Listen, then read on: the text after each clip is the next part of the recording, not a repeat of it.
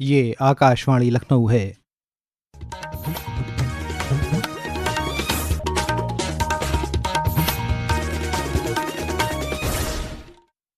इलाकाई खबरों के साथ मैं आमिर हुसैन सिद्दीकी। वज़ीर आला योगी आदित्यनाथ ने आज गोरखपुर में मुश्तरका डिवीज़नल खरीफ पैदावारी सेमिनार 2026 का इफ्तिताह किया।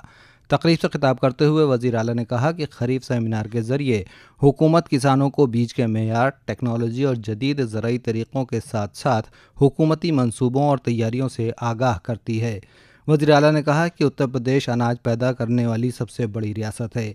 उन्होंने मज़ीद कहा कि उत्तर प्रदेश चीनी, आलू, दूध और एथेनॉल पैदावार में पहले नंबर पर है।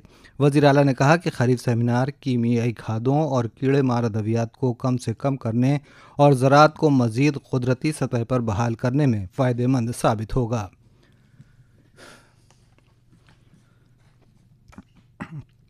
अपने गोरखपुर दौरे के तीसरे दिन वज़ीर आला योगी आदित्यनाथ ने आज गोरखपुर इंडस्ट्रियल डेवलपमेंट अथॉरिटी के इलाके में 42 करोड़ 50 लाख रुपए की लागत से तामीरशुदा फ्लैटेड फैक्ट्री कॉम्प्लेक्स का इफ्तिताह कर रहे हैं।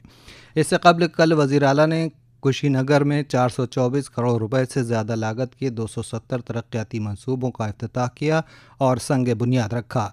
इस मौके पर वज़ीर आला ने कहा कि डबल इंजन हुकूमत ने तरक्की, तहफ़्फ़ुज़ और रोज़गार का नया माहौल बनाया है।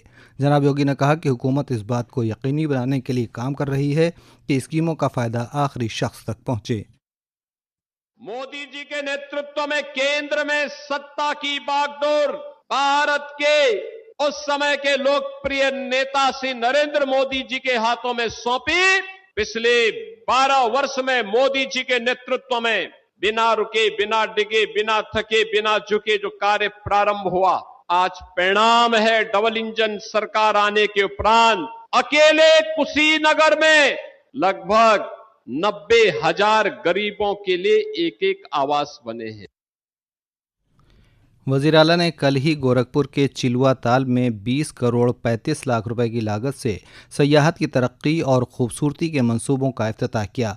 इस मौके पर उन्होंने कहा कि साबका हुकूमतों ने झीलों और तालाबों को नज़रअंदाज किया, लेकिन डबल इंजन हुकूमत उनकी हिफाजत कर रही है। ब्रिक्स वर्किंग ग्रुप की एक अहम मीटिंग 4 और 5 जून को वाराणसी में होगी। इस बैनुल-अक़वामी इवेंट में ब्राज़ील, चीन, मिस्र, इथियोपिया, भारत, इंडोनेशिया, ईरान, रूस, सऊदी अरब, जनूबी अफ्रीका और मुत्तहदा अरब अमीरात समेत 11 ममालिक के नुमाइंदे शिरकत करेंगे। मुलाकात के दौरान सकाफ़त, विरसे के तहफ़्फ़ुज़ और बाहमी सकाफ़ती ताउन से मुतालिक़ मुख्तलिफ़ मौज़ूआत पर तबादला ख़याल किया जाएगा। ब्रिक्स के मंदूबीन के काशी दौरे को यादगार बनाने के लिए सकाफ़ती प्रोग्राम भी मुनक्किद किए जाएंगे।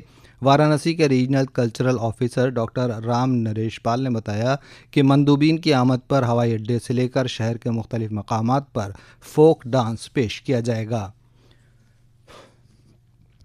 हुकूमत ने central board of secondary education के ज़रिए इख्तियार करदा ऑन स्क्रीन मार्किंग सिस्टम के सर्विस कॉन्ट्रैक्ट से मुतालिक मामलात की जांच के लिए एक रुकनी कमेटी तश्कील दी है। इस कमेटी की सरबराही कैपेसिटी बिल्डिंग कमीशन की चेयरमैन एस राधा चौहान करेंगी। कमेटी 1 माह के अंदर अपनी रिपोर्ट पर्सनल और ट्रेनिंग महकमे को पेश करेगी। इस दरमियान बोर्ड ने कल दर्जा 12 के तलबा के लिए स्कैन शुदा जवाबी पर्चों में पाई जाने वाली गलतियों की तस्दीक और जवाबात का दोबारा जायज़ा लेने के लिए ऑनलाइन पोर्टल खोल दिया है। यह सहूलत सिर्फ उन तलबा के लिए दस्तयाब होगी जिन्होंने अपनी जांच शुदा जवाबी पर्चों की स्कैन कॉपियां हासिल कर ली हैं।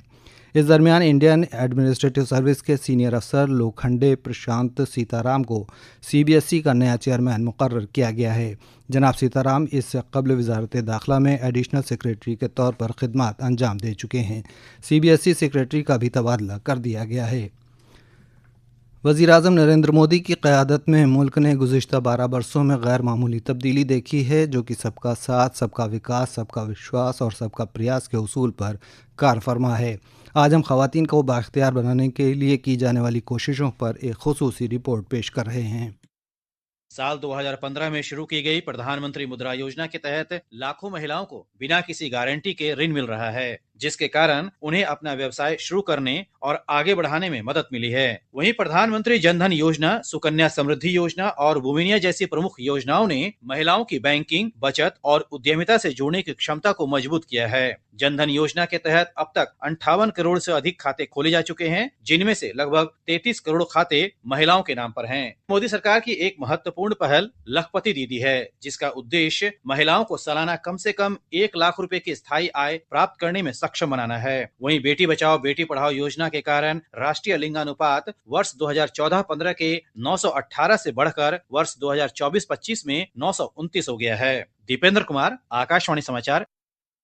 इसी के साथ आकाशवाणी लखनऊ से इलाकाई खबरों का ये बुलेटिन खत्म हुआ।